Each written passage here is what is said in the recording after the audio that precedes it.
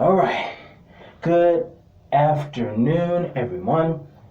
Welcome to another edition of The Danny Show. I'm your host, Daniel Cody. This is where I give commentary and reviews on all things wrestling. And for those of you who are new, don't forget to like, comment, and subscribe. Share with your friends so they can be notified on all things from the show. And thanks to all of you who have subscribed already. Thank you for your views. And thank you all for your views. It means a lot to me. Without further ado, let's get started. As we know, Money in the Bank is coming up, and as is accustomed to my channel, as we gear up for Money in the Bank, I like to give reviews on wrestling pay-per-views from the past. And this day is a perfect opportunity to talk about Money in the Bank past because on this day, July 14, 2013, Money in the Bank was hosted in the city of brotherly love, Philadelphia, Pennsylvania, and that's what we're going to do a review on today. So let's get started. Honestly, in our first opening match, there was a ladder match between Damien Sandow, Cody Rhodes, um, Jack Swagger before AEW, and Cesaro, and of course, Dean Ambrose before he became the longest reigning AEW champion. And then you have Fandango before Tyler Breeze. There was a lot of things they were doing before, but they were still pretty relevant at that time. However, the thing that got me was none of these guys were considered favorites at the time. And especially Jack Swagger and Cesaro, considering that they were being managed by Zeb Coulter, who ironically was very prophetic to me because he spoke a lot of things that would be similar to the views of the next president of the United States at the time. At the time Barack was president, and a couple of years later, we would have a new president who shared the same views as Zeb Coulter. But I'm not going to get into that because one of my top rules here is not to talk politics. However, I'm just saying it's ironic that Zeb Coulter was very prophetic in sharing the same views in which Donald would say years later. But either way, which made him, Zeb, a heel in his own right. But moving on, it was still a great, awesome ladder match to kick off the show. And one of the highlights of that ladder match was when Jack Swagger and Cesaro held the ladder with Dean Ambrose, who we now know as Jon Moxley, in midair, and Dean Ambrose launched himself onto the top of the ladder to try and climb it, only to have himself dumped out of the ring. And of course, we also have the fact that Shield members Roman Reigns and Seth Rollins came out and attacked everyone and got an astounding boo from the crowd, only to have the Usos, before they were down since day one-ish angle, they came out and fought the Shield because they were having their own little rivalry with the Shield in their own right. And it would lead to Dean Ambrose being pushed off the ladder by Cody Rhodes, I believe, onto oncoming wrestling traffic, in my humorous expression, leaping and falling onto everyone, taking everyone out, leaving Cody, who was seemingly a bit of a favorite in that match as you watch closely. But Cody, who had grew a mustache at the time, climbed the ladder only to have his tag team partner, Damien Sandow, come in and pull him off the ladder, thus winning the Money in the Bank ladder match for himself. Of course, it was not successful because he would then go to challenge recently became champion Cena and was unsuccessful. So he was one of the few Money in the Bank winners who was not successful in his cash in. And a lot of people were thankful about that, including me because I'm a Cena fan. So, in a couple of honorable mentions, we have AJ Lee retaining her championship, her female championship. You have Miz, pulling a page out of Eddie Guerrero's playbook, pushing Paul Heyman out of the building so that he couldn't pull any dirty tricks, but that didn't work. He still ended up losing to Curtis Axel, son of WWE Hall of Famer Mr. Perfect. But to talk about more interesting matches that happened that night, besides Chris Jericho versus Ryback, which had the finisher that we are all dreading this year, the roll-up, which Ryback won. It was a funny angle when Chris Jericho called Ryback, but Ryback got the victory with a roll-up, the move that we are all sick and tired of seeing this year. But either way, let's talk about some real important business. For one, we have Dolph Ziggler versus Alberto Del Rio for the World Heavyweight Championship in what was a pretty epic fight with not a very cool finish. Long story short, Dolph Ziggler had a concussion due to the attacks on the skull that Alberto Del Rio insinuated in the previous pay-per-view called Payback. And so he was out of action for a number of weeks and came back to defend his championship that night at Money in the Bank. Except he did it against Alberto, and Alberto went for the head again. Avengers Infinity War reference. You should have gone for the head. If Dolph Ziggler was just a head and Thanos, he would be saying, it should have been me. You should have went for the head.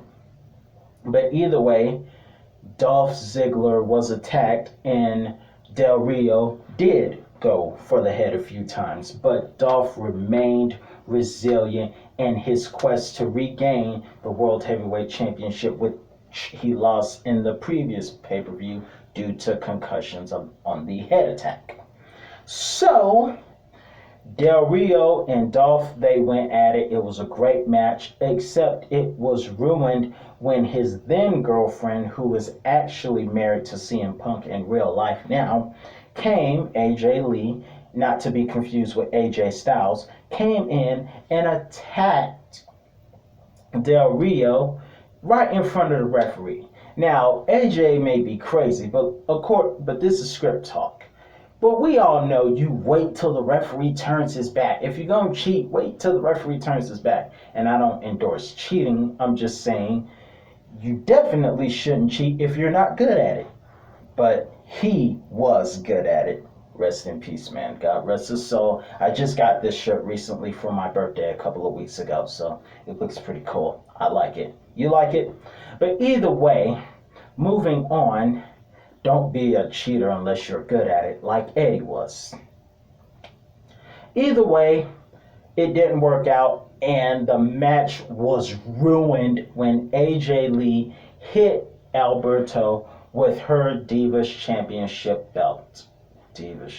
That title was okay, but it's not as good as the championship of today. It's really more high quality, especially when you got people like Sasha, Bianca, Becky, everyone's favorite, Charlotte Flair, Rhea Ripley, Asuka, among others. But AJ was a good champion in her own right. I will give her that. Her and Nikki were the top Divas champions, and Michelle McCool, wife of The Undertaker. But so moving on, another great match that took place that night was Mark Henry versus John Cena. That match was epic, and it had an interesting storyline. We thought Mark Henry was going to retire, but he tricked us all. And the irony of it is, even after he tricked us, the people still cheered, because keep in mind, everywhere Cena goes, the crowd is split 50-50. And of course, the PG era had to happen due to certain situations that have been occurring, especially with a certain someone who passed away in the summer of 2007, unfortunately. But don't Google it. I wouldn't encourage you to Google the details. However, John Cena was one of the faces of the PG era, and some liked it and some didn't. So there were some that wanted Cena to go down. Of course, there's always some. That's why you have the Let's Go Cena, which is usually the women and children and a couple of guys. And then most of the guys will chant, Cena suck! Let's go Cena! Cena suck! I was on the Let's Go Cena side, and I was around 18, 17 around the time. Either way, it was an amazing match, and even after Mark Henry pulled the trickery, the fans still cheered him. And that night, it was pretty split 50-50, and Mark Henry was a favorite to some, and Cena was a favorite to some, even though Mark Henry was supposed to be the heel and Cena was the face. But that's what happens when Cena is in the arena. It's split 50-50. But it was still a great match. Mark Henry was more determined than he ever was. They pulled out the best stops. Cena probably got a hernia when the match was over because he was lifting a 412-pound man. Twice he tried to lift him, only to have him fall on his back. That's like lifting furniture and having the furniture fall on you. It hurts. So, attempting an A failed, and Mark Henry fell on him, crushing him. And of course, Cena, I believe he was attempting a body slam. That didn't work, and Mark Henry ended up falling on him. Again, it's like lifting furniture and it falls on you. And then you have the fact that there's this combat move for those of you who play WWE 2K games, especially the early versions of it, like 14, 15, 16, 17. You know that WWE has the comeback, which is where you perform a certain combat finisher that is accustomed to that person, and if you perform it successfully, you get a signature, and you have a certain amount of time to perform that signature before you have a finisher. However, John Cena, in his attempt to do his own combat move with the shoulder tackle and the side plex, he was unsuccessful on the first shoulder tackle, taking Mark Henry off his feet because Mark Henry is a lot bigger and much more broader and muscular than Cena. But the second shoulder tackle was very successful. And of course, he wasn't able to deliver his side plex like he usually does because it would look like his own version of Baron's Deep Six before he does the five knuckle shuffle. But he couldn't do that because Mark Henry is so strong and heavy. But he was able to perform the side plex halfway and do the shuffle, and he was able to do an AA in which Mark Henry kicked out of, leaving fans half shocked and half excited. So it was a great match. There's nothing like an epic kick out, and we saw a lot of epic kickouts. We saw Cena kick out of the World's Strongest Slam. We saw John Cena, he kicked out of World's Strongest Slam, and Mark Henry would go to kick out of the Attitude Adjustment, which is known as a finisher in the Ruthless Aggression era that I can't say the letters of. But either way, it was very epic, a lot of epic kickouts. There's nothing like an epic kickout. However, one of the epic kickouts was when Mark Henry gave Cena a low kick, which is totally uncharacteristic of Mark Henry, even though he is a heel, because he is the World's Strongest Man and because he is such an imposing figure. He is never needed to use a dirty move, but he did that time, and Cena was able to persevere through it. And it took 2 attempts of the STF, which back in the day was called the STF, and the letter that's 3 letters from Z, which I didn't know this till someone posted years later. It actually stands for shut up or shut the heck up. But either way, moving forward, it took a STF to make Mark Henry tap out, and that was the end of that match. But it was still a very amazing match, and Mark Henry got his push around that time because 2 years later, 2 years prior, I apologize, he won his first World Heavyweight Championship. So even though he wasn't WWE champion, it wasn't the only time he had to win championship gold, main event championship gold, because he's done it twice. World Heavyweight Championship and ECW Heavyweight Championship. So Mark Henry has high championship quality success, thankfully, before he moved to AEW to become a commentator. And before he became 81 pounds lighter, because he looks a lot lighter if you look at him as a commentator for AEW. And he says he's got a lot more left, so he's probably going to have a last match in AEW. I don't know what that's going to look like, but I'll be looking forward to it. But this, the main event match, one of my favorite ladder matches of all times for so many reasons. Reason number one was because of who it featured. It was supposed to feature Kane, but due to the newly debuted Wyatt family from NXT to WWE on their attack on Kane, Kane was not able to make it to Money in the Bank due to the attack of Bray Wyatt, Luke Harper, and the late great Luke Harper, God rest his soul, and Eric Rowan. So that's the reason Kane could not make it to that event.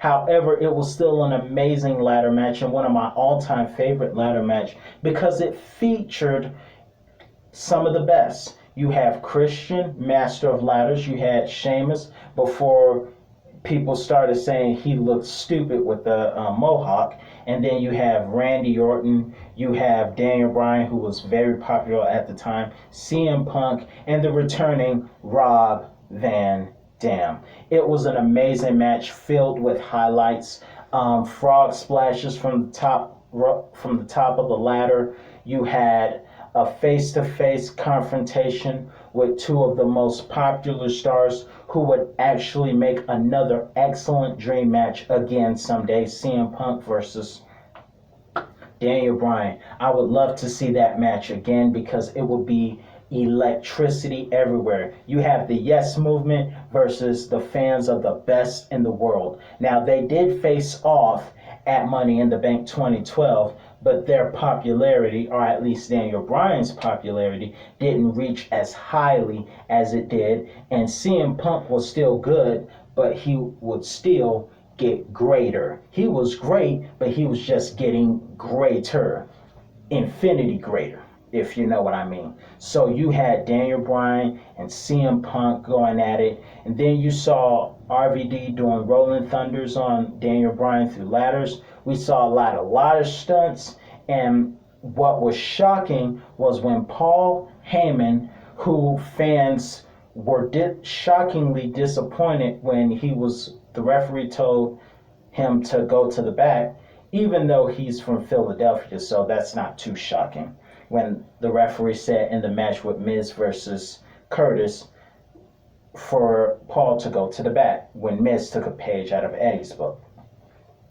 However, Paul Heyman came back that same night and interfered with Punk. He got the crowd on his side. He was tapping the apron, getting everybody to chant CM Punk, only for Paul Heyman to betray Punk, which would start a rivalry the following month with CM Punk, Paul Heyman, and Brock Lesnar. At least he didn't stare Brock Lesnar to death. Just kidding.